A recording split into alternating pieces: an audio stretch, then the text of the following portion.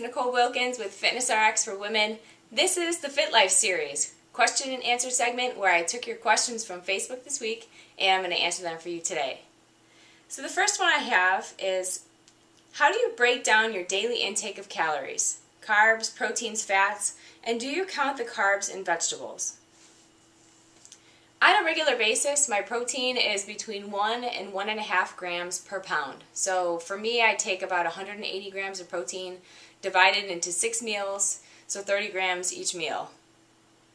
For carbs, it ranges anywhere from 30 grams to 150 grams, depending on my weight and the amount of fat that I take in that day. So normally, if my carbs are lower, my fats are higher, ranging anywhere up to 70 grams a day. And if my carbs are higher, my fats are lower, all the way down to roughly 20 grams a day. It just depends. So it varies quite often, but my protein stays the same every day. I don't count the carbs in vegetables unless it's a starchier vegetable like corn, carrots, peas, edamame, that kind of thing. So any greens I don't count toward my calories because it just gets just excreted anyways. So the fiber isn't digested, so I do not count those as carbs. The next question I have is, how does your last week of prep before a competition differ from previous weeks? Do you have any hints or tips? My advice is, if you're looking good, don't change a whole lot because you've been preparing for months in advance. So if you change too much the last week, your body can shift one way or another really quick, especially for women.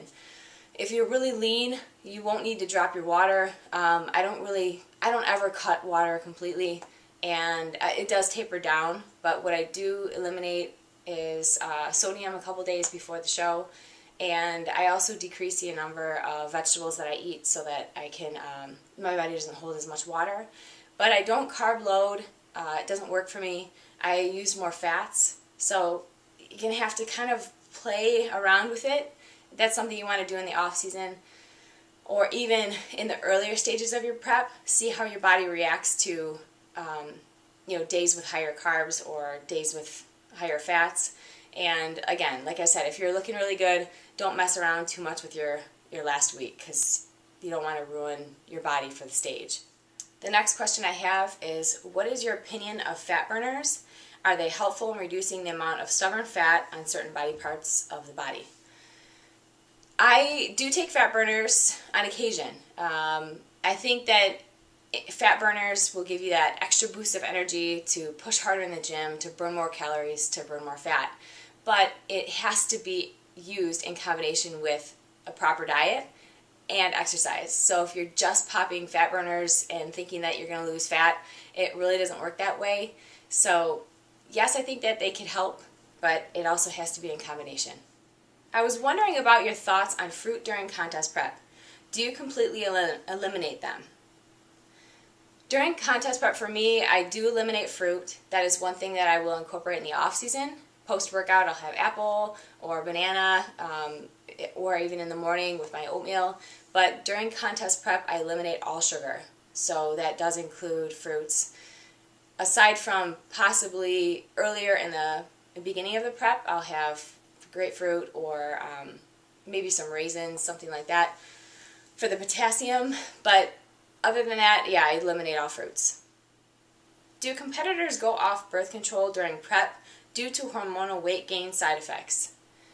If you're doing a competition and you're currently taking birth control, I don't recommend stopping it because you don't want to have that hormonal flux during your contest prep. There are studies that they're inconclusive as to whether or not birth control can prevent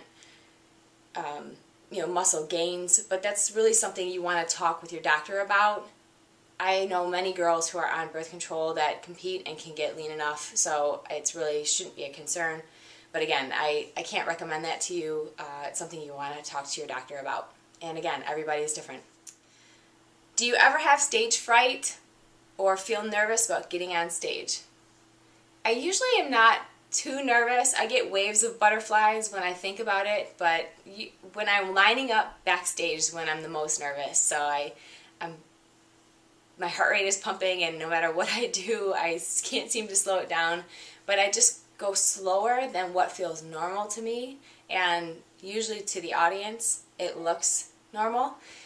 So yes, I do get nervous. I think if you didn't get nervous, then you probably wouldn't care too much.